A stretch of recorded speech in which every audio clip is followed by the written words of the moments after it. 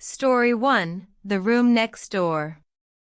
My name is Ethan, and this happened during a work trip in northern Colorado 2 years ago. My company booked me into a small roadside hotel because every larger hotel nearby was completely full. It wasn't the kind of place I would normally choose, but I only needed one night before an early meeting the next morning. The parking lot was nearly empty when I arrived around 9:30 p.m. Only 3 cars were parked outside. That should have made me feel better. Instead, it made the place feel abandoned. The woman at the front desk barely looked at me. She handed me an old-fashioned key attached to a heavy plastic tag. "Room 214, she said. Then she hesitated. "If you hear strange noises tonight." She stopped talking. I smiled awkwardly. "Hear what?" She forced a small smile. "Old buildings make old sounds." I laughed. She didn't. The hallway on the second floor felt unusually quiet. The lights weren't burned out. They were just dim enough to leave dark patches between each doorway. Room 214 sat at the very end of the corridor. The room next to mine, 213, had a "Do Not Disturb" sign hanging from the handle. As I unlocked my door, I heard something from inside room 213. A dull, slow knocking. 3 knocks. Then silence. I froze for a second. Maybe someone had dropped something. I shrugged it off and stepped inside my room. The room looked clean enough. Nothing special. One bed. A small desk. A TV that looked at least 10 years old. I ordered takeout and spent about an hour answering emails. Around 11 p.m., I finally turned everything off and climbed into bed. That's when I heard it again. Knock. Knock. Knock. Not on my door. On the wall beside my bed. The wall that connected my room to room 213. The knocks weren't loud. They were careful. Almost intentional. I waited. Nothing. 5 minutes later. 3 more knocks. Exactly the same rhythm. I leaned against the wall. "Hello?" No answer. I knocked back once.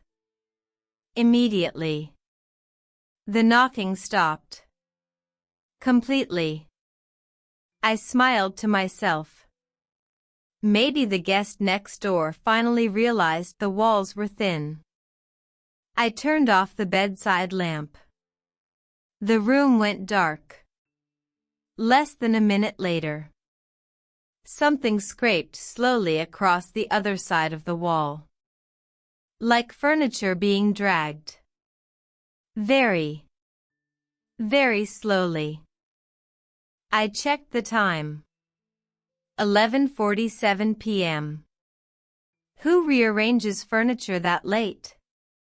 The scraping continued for another 30 seconds. Then, silence. I pulled the blanket over my shoulders and tried to ignore it. That's when my phone buzzed. It was a text from my coworker asking if I had made it safely. I replied, "Yeah." "Hotel's weird though." He sent back a laughing emoji. I wish that had been the strangest thing that happened that night. About 15 minutes later, I heard footsteps outside my door. Slow. Heavy. They stopped. Right outside room 214. I expected someone to keep walking. They didn't. No knocking. No voices. Just standing there. Listening. I held my breath. The silence outside lasted nearly 20 seconds. Then, the footsteps slowly walked away. I told myself it was another guest who had the wrong room. But deep down, it didn't feel like a mistake. As I finally started to relax, 3 quiet knocks echoed once more. This time, they didn't come from the wall. They came from my door. The 3 knocks were soft. Not the kind of knock someone makes when they're expecting an answer. More like someone making sure I was still inside. I stayed completely still. After a few seconds, I slowly looked through the peephole. The hallway was empty. No one. I frowned. I unlocked the door just enough to peek outside. Nothing. The corridor stretched in both directions, silent and empty. I stepped out for a second. That's when I noticed something. Room 213. The Do Not Disturb sign was gone. Its door was slightly open. Just an inch. Enough to see darkness inside. I don't know why I walked toward it. Curiosity, I guess. As I got closer, I heard a quiet voice. Hello? It was barely above a whisper. I stopped. Is everything okay? I asked. No answer. I pushed the door a little farther open. The room was empty. The bed had no sheets. No luggage. No clothes. Nothing. It looked like no one had stayed there for days. Then I heard a loud voice behind me. Sir. I jumped. It was the night manager. What are you doing? I explained everything. The knocking. I thought someone needed help. He looked into room 213 for a second. Then he quickly closed the door. Nobody's staying there. His voice sounded nervous. Please go back to your room. Back inside room 214, I locked the door. This time I pushed a chair under the handle. Maybe I was overreacting. Maybe not. A few minutes later, my phone rang. It was the front desk. The same woman who had checked me in. Her voice was shaking. Whatever you do, don't open your door again tonight. Before I could ask why, she hung up. I stared at the phone. Then, knock. Knock. Knock. Exactly 3 knocks. Again. But this time, the sound came from the window. I pulled the curtain back. Nothing. I was on the 2nd floor. There was no balcony. No fire escape. No way anyone could be standing outside. I closed the curtain immediately. I didn't sleep at all after that. I sat in the chair until sunrise. Every hour or so, I heard those same 3 knocks. Sometimes from the wall. Sometimes from the hallway. Sometimes from somewhere I couldn't identify. At 6:30 that morning, I packed my bag and walked downstairs. The woman at the desk looked exhausted. She quietly handed me my receipt. Before I left, I asked one question. What happened in room 213? She looked toward the hallway. Then back at me. A man checked in last month. He kept calling the front desk. He said someone was knocking on his wall all night. He disappeared before sunrise. No one ever found him. I felt a chill run through my body. I didn't say another word. I got into my car and drove away. A few days later, I checked the hotel's website. Room 213 no longer appeared on the room list. I don't know if they permanently closed it, or if they simply stopped renting it out. But one thing still bothers me. When I unpacked my suitcase at home, I found the plastic hotel key tag. The one marked 214. I know I left it at the front desk. I remember placing it on the counter. I remember walking away without it. I threw it into the trash that same morning. The next day, it was sitting on my kitchen table.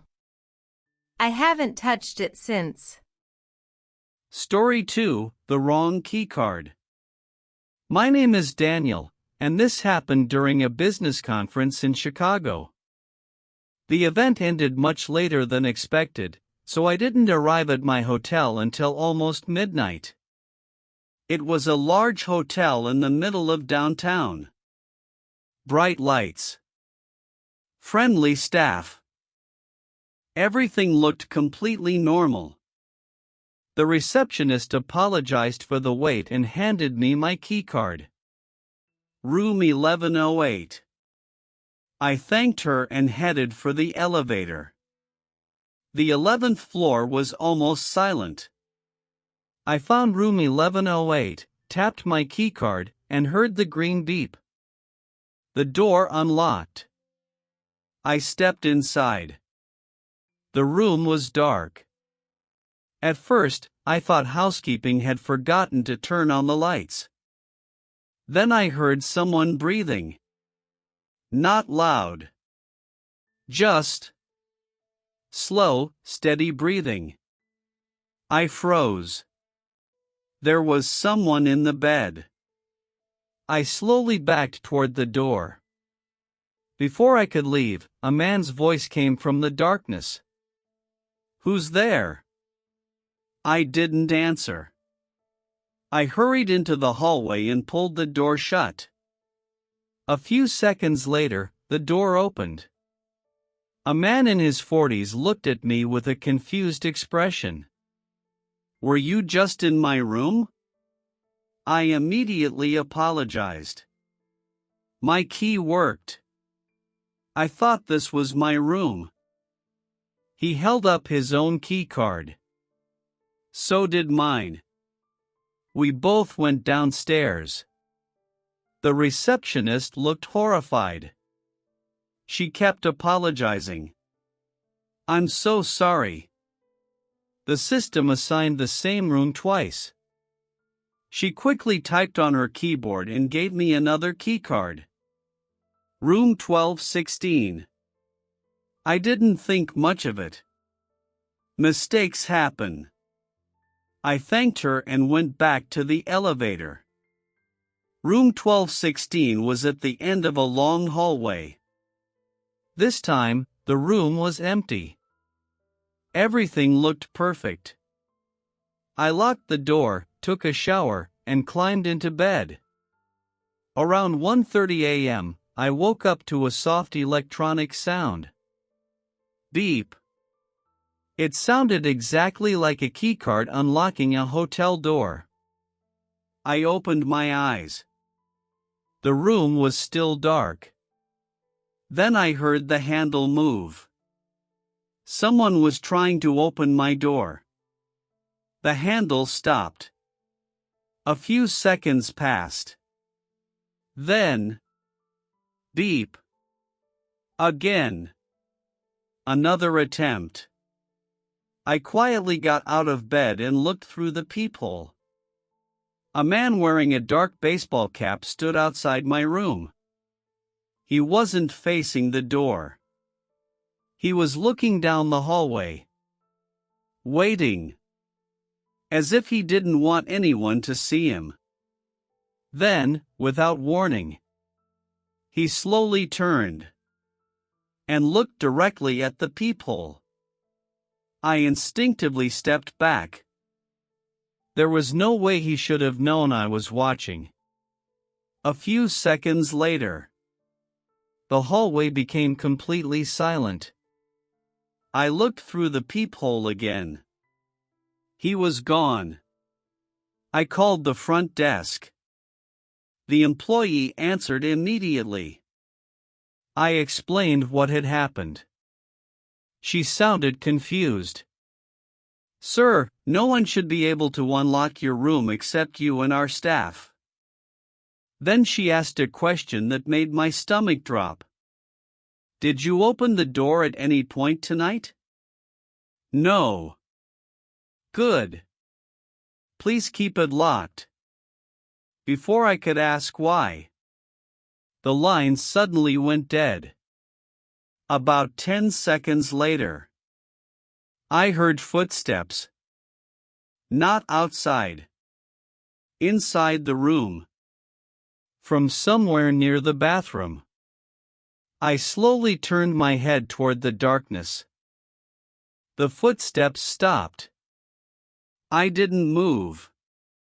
I kept staring at the bathroom door. For a few long seconds, nothing happened. Then my phone vibrated. It was the front desk calling back.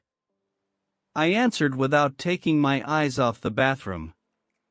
"Sir," the receptionist whispered, "security is on the way. Please tell me, is your deadbolt locked?" I looked at the door. It wasn't. I had locked the handle, but forgotten the deadbolt. Before I could answer, the bathroom door creaked open. Just a few inches. No one stepped out. The room was completely silent.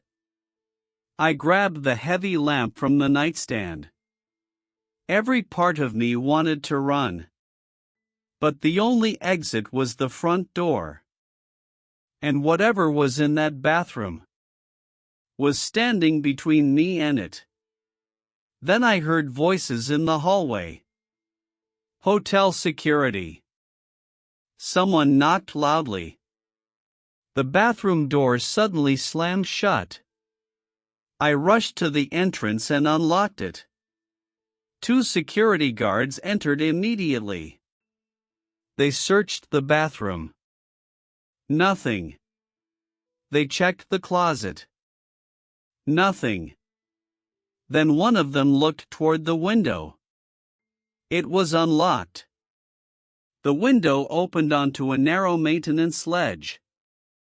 Just wide enough for someone to stand on. One of the guards leaned out with a flashlight. There are fresh footprints.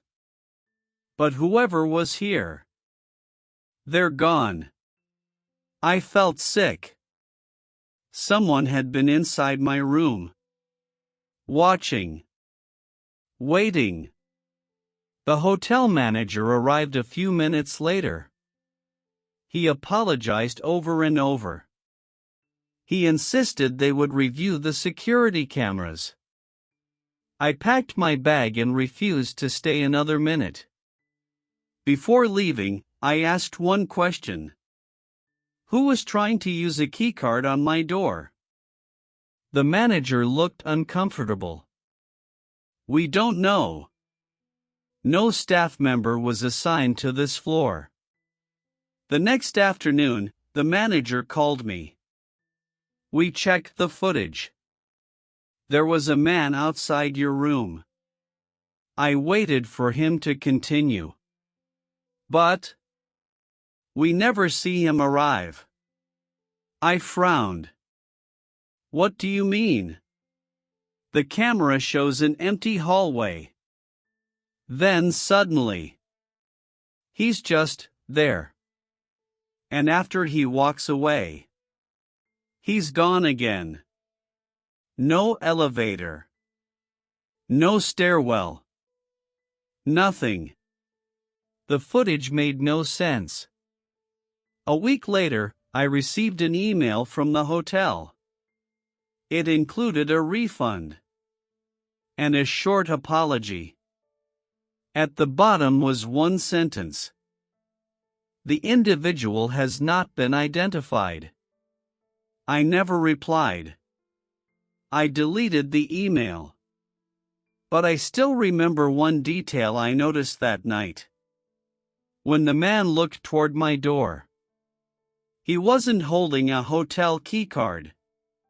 He was holding one exactly like mine, with room 1216 written on the sleeve.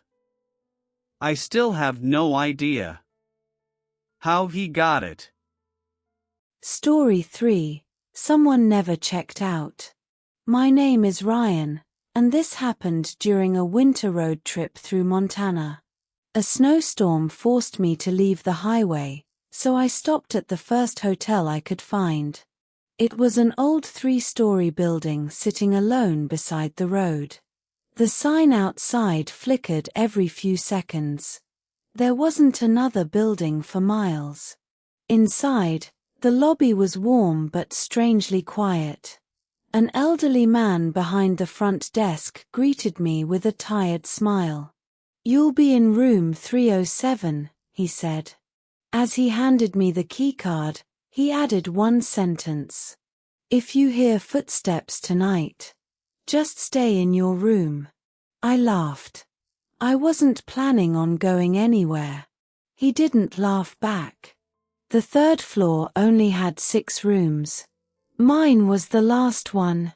As I walked down the hallway, I noticed something odd. Every door looked recently painted, except room 309. Its paint was faded. The numbers looked older, and there was no room number light above it. As I passed, I heard something. A soft, slow tap, tap, tap, coming from inside. I stopped for a moment, then kept walking. Room 307 was small but comfortable. I locked the door, took off my boots, and looked out the window. Snow was falling harder now.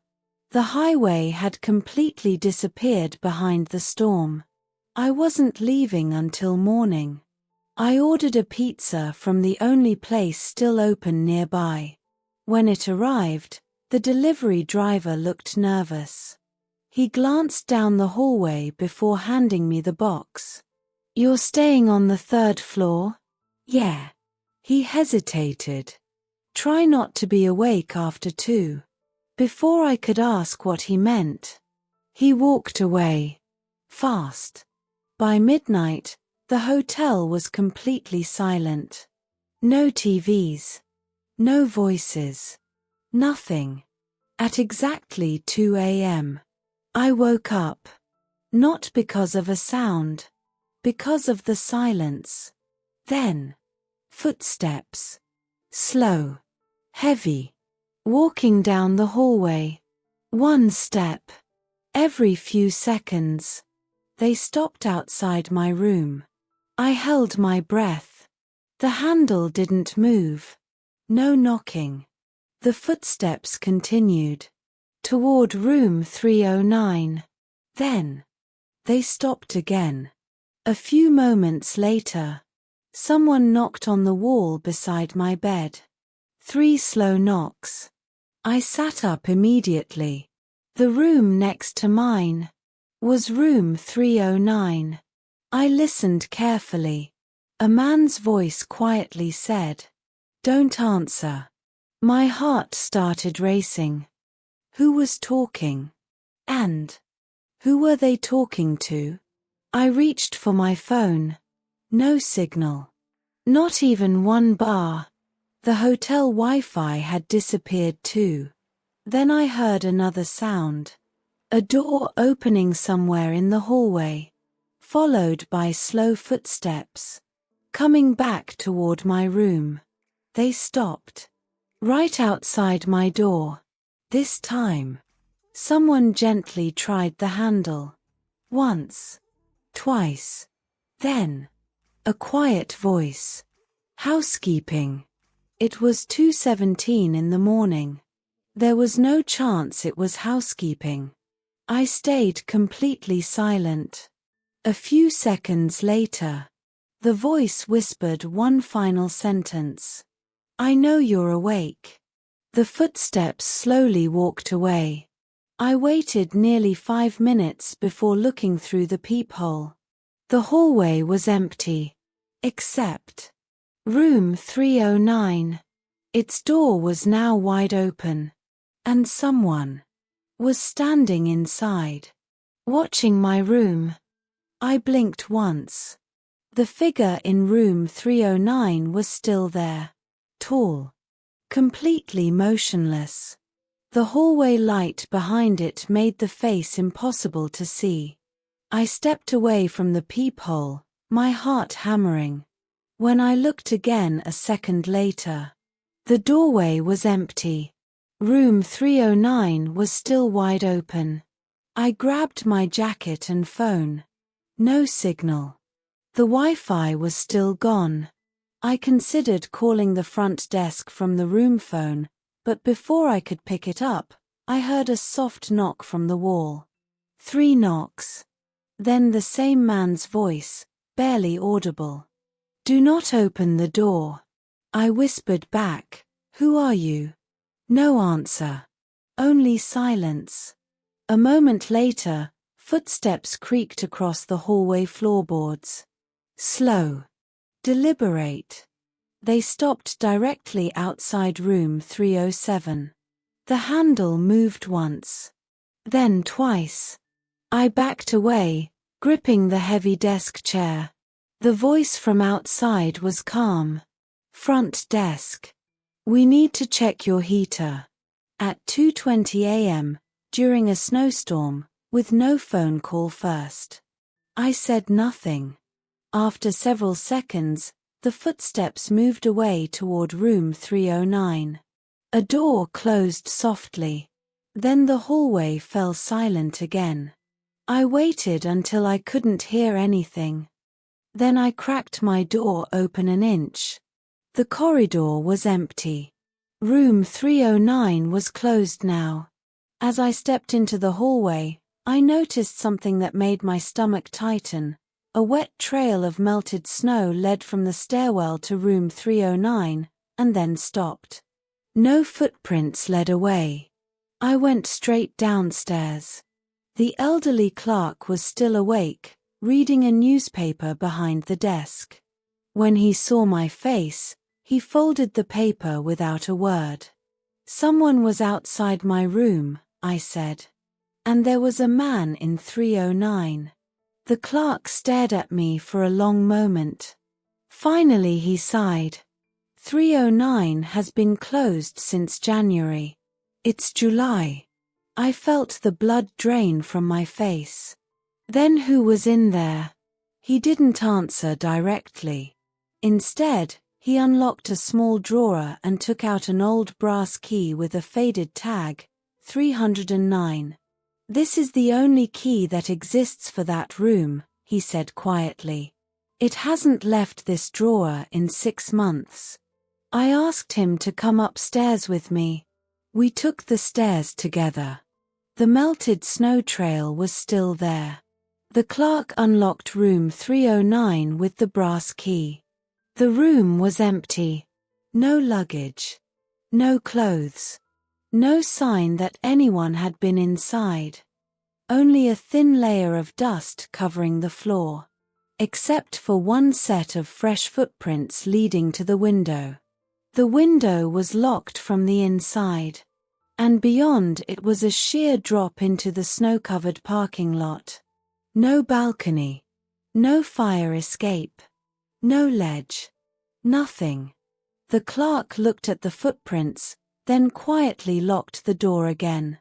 As we walked back toward the stairs, I noticed a tarnished plaque mounted low on the wall beside room 309. It was partially covered by fresh paint, but one line was still readable. In memory of Thomas Hale, long-term guest. Downstairs, the clerk finally explained. Thomas Hale had lived in room 309 for nearly a year. One winter night, he repeatedly called the front desk, insisting that someone was knocking on his wall and trying his door. When staff checked on him the next morning, the room was empty. His car was still in the parking lot. He was never found. The clerk looked at me carefully. "Did you hear 3 knocks?" I nodded. He closed his eyes for a moment.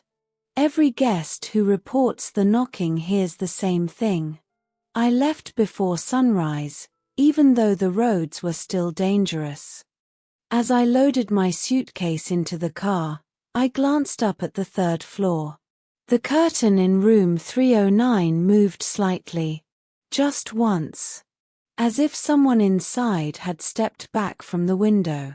I drove away without looking again. And I have never stayed in a hotel on a winter road trip since.